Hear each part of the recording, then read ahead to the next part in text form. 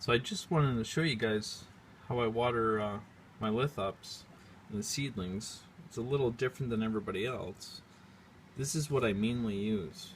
It's a 500 ml bottle that was meant for e-juice, and I'll put a link in the description on where you can get them. You get, I think, around 15 different size bottles and a couple different lids. So far I haven't been able to find a larger bottle that'll fit on these lids, but they're actually really great for watering. I was using a spray bottle, but I found once I put the time-lapse camera up that it would get misted, and I didn't want the lens to get covered. So if you take a look at these guys, you can see they got all different stages of development. So when I water them, I can actually see and have a better idea on how much water I'm putting in with these guys. So if you see these Leslie, I was using a spray bottle on them before, but it was just tap water. You can see some calcium buildup on them. So what I'm trying to avoid is that happening to the rest of the stones. And the way I'm watering now, it seems to work better, and you can also get down further to the tap roots. If you're just using a spray bottle, it's harder to judge on how much water is actually going into them. For an example, if you look at these guys, they've already changed and have their first set of leaves. But when I water them, that's what all I'll give them. But I do that every day, and with having the lights right underneath them, it gets about 100 degrees right in the middle of the shelf. Further out, looking at my seed tray I got over here, the thermostat says it's around 27, 28 right now, and it's still early in the morning. By the time it gets hotter outside, these shelves heat up to about 90 to 100 degrees Fahrenheit. So most of the water that actually goes in, it evaporates pretty quick. Like, here's another example. You got embers, and these guys are still just a couple months old. So when I water them, I'm going to soak them really good.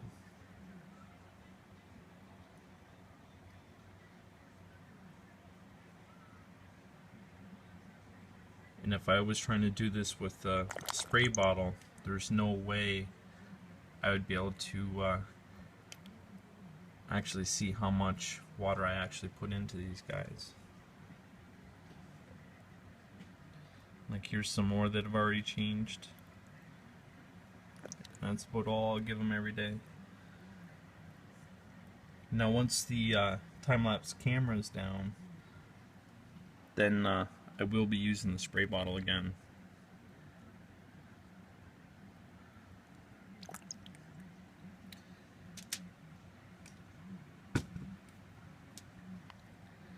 And if you notice with these guys, there's a couple that still haven't opened up to see the new leaves coming through.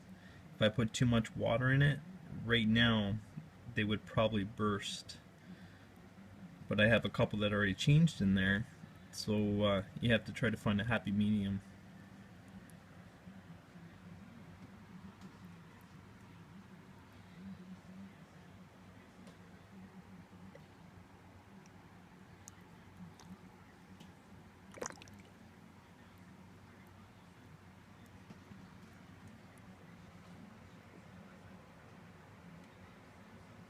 And there's one of the Optica rubras that I was showing you before. It's a lot bigger than it was in just a couple weeks.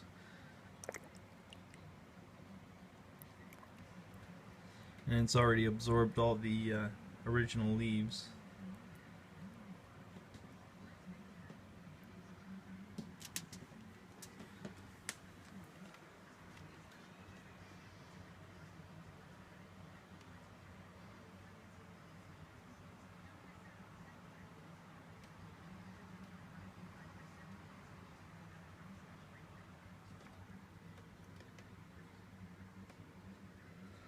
And so I'm just trying to show you, get an idea on how much water to put in at the different stages. When they're still young seedlings, you want quite a bit of water as long as it's well draining. You don't want them completely soaked all day long, but you don't want them to dry out either. So as long as that's still damp in the morning or by tomorrow, then it's fine. But if it dries out completely, you might have to water a couple times a day, which some of my pots I find that it needs a lot more water later on in the day. And usually this bottle, say I got 100 pots right now with different lithops in them, I'm gonna have to fill it probably 4, maybe 5 times, and that's not even watering all the different stones, because anything that's absorbing the old leaves, I try to cut the water back. Like these guys here, some of them are absorbing the old leaves and some of them are still sprouting and growing. Some late bloomers.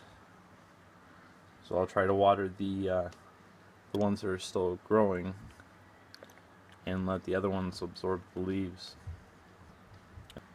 And once they're all at the same stage, then I'll try and treat them all the same way.